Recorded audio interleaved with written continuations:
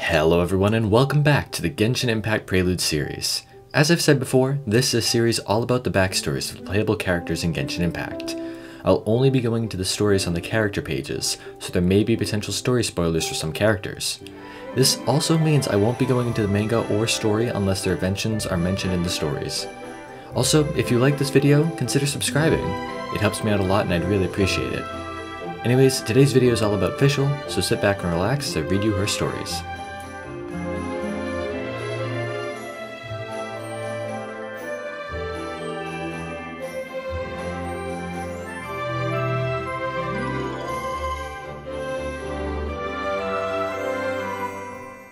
Fischl is the Prinzessin der Verurteilung, who arrived here after being exiled from the otherworld, Immernachtreich. She observes and weaves the threads of fate together with her talking night raven familiar Oz. Owing to reasons she cannot and Oz will not explain, Fischl now serves the Adventurers Guild as an investigator.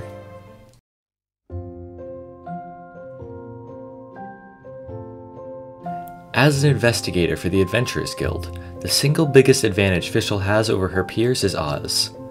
"Milady, please stop sending me out to spy on Stormterror. That chap could eat me for breakfast.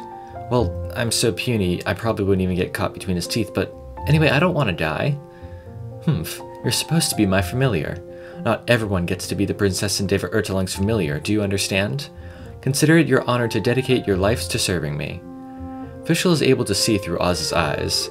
Whenever she wants to, she possesses Oz and looks down upon the earth from the sky. Whether she wants to inspect the flora on the Stormbearer Mountains or observe a disturbance in Wolvendom, through Oz she can see anything and everything. Thanks largely to her unique ability, and to a lesser extent to her own effort and peculiar personality, Fischl quickly went from rookie investigator of the Adventurers Guild to a respected rising star of the organization. She's certainly done well for herself. She's only landed the coveted position of investigator at age 14 in the first place because her parents managed to persuade the guildmaster. Then again, would they have really had to do much persuading? If she's the Prinzessin der Verurteilung, one can only assume that would make them Kaiser und Kaiserin der Verurteilung.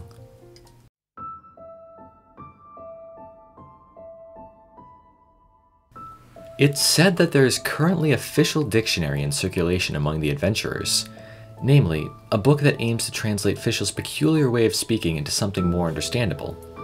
For example, "I hear echoing in the abyss of time, the burning winds of the old, all of which shape the spire forgotten in the torrents of karma," would translate into Stormterror's lair.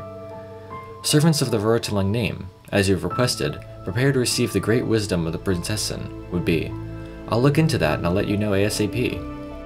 "Rejoice, O ye servants who long for the blessing of the Prinzessin, venture now deep into the battlefield with hearts of the tiger," means that the initial investigative work has been completed.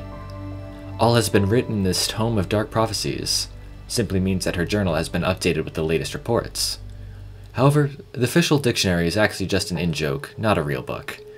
Those who are familiar with Fischl concentrate on what she means to say, not the way in which she says it. She notices this and takes it as a sign of true respect. "Aha, so you do understand. Then fate does indeed bring kindred spirits together." Those who manage to adopt her speech mannerisms when they respond to her will find she is both delighted and bashful, and praises their language learning ability. A Prinzessin should always give praise where praise is due. Now let us converse some more. Do not be mistaken. These are to be the foundations of the new world.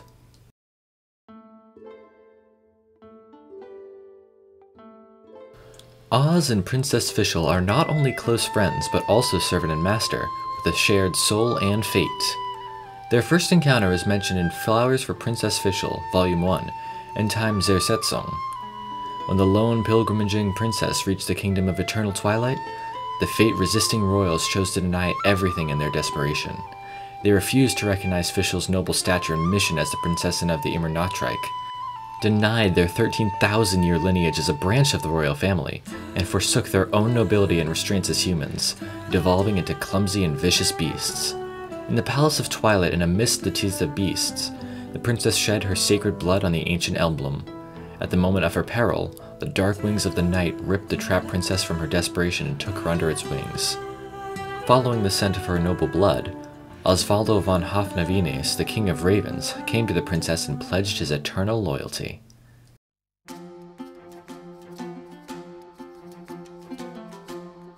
There is a story that goes as follows. A long time ago in a place far, far away, there was a tiny little girl. The girl's parents were busy adventurers. She spent most of her childhood in the library, traversing the countless universes that were contained in the pages of the library books.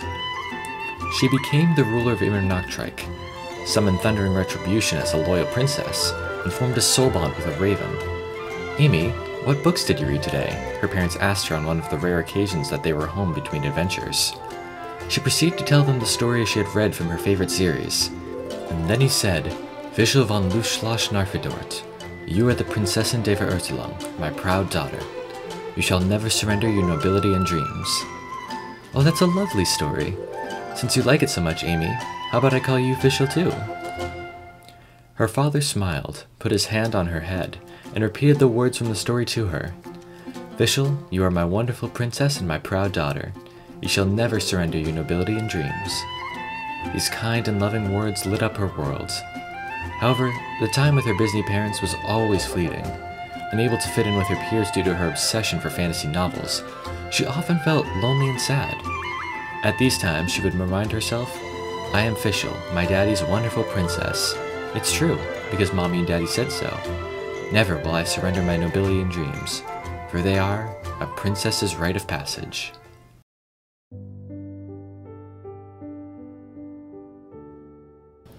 Just like in the universe of Flowers for Princess Fischl, Entropy begot destruction.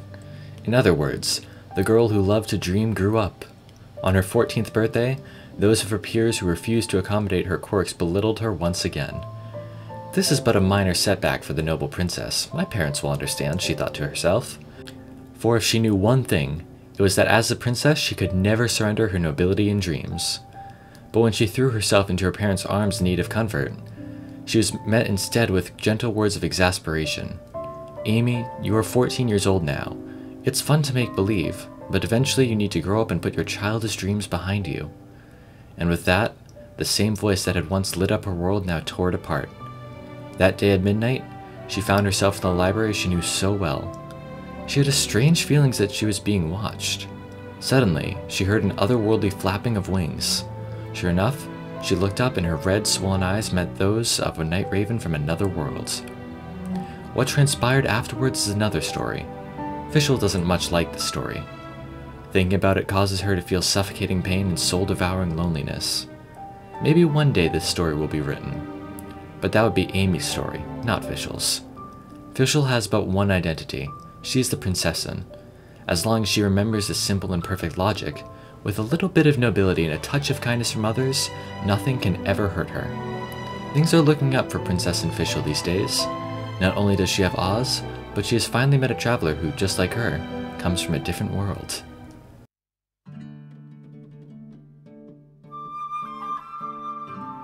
The novel series Flowers for Princess Fischl is available as a collectible set. Due to the tiny numbers in circulation, it is a priceless commodity amongst fans of the author. But not matter how elegant these works are aesthetically, their worldview remains incredibly bleak. Every good, bright, and noble thing must eventually fall to the inexorable entropy of destruction. And the final destination of the universe is the realm in waiting of the Prinzessin, Immernachtreich. This is the fate of all worlds, of the universe, and all who live in it. And the Prinzessin and her loyal companion, the night-severing raven Oz, Osvaldo von Hoffernath, are the world beasts who swallow all dreams. At the very end, at the end of karma itself, she will grant all the gathered souls her benediction, and use her thundering retribution to cleanse all that is ugly and wicked. The Prinzessin will then set her own heart ablaze, and the universe shall be born anew in its immortal light. But before all of this can come to pass, the Prinzessin must first roam many universes and see countless new sights. Thus, it is perfectly within the spirit of the original work that the Prinzessin should be stuck as an investigator for the Adventurers Guild in a slightly backward world. Just a little twist of fate, nothing more. The Prinzessin will come to understand someday that each moment of her life, no matter how insignificant their little twists could be, is to be treasured. After all, the Prinzessin's very own phantasmagoria is made out of ones such as these.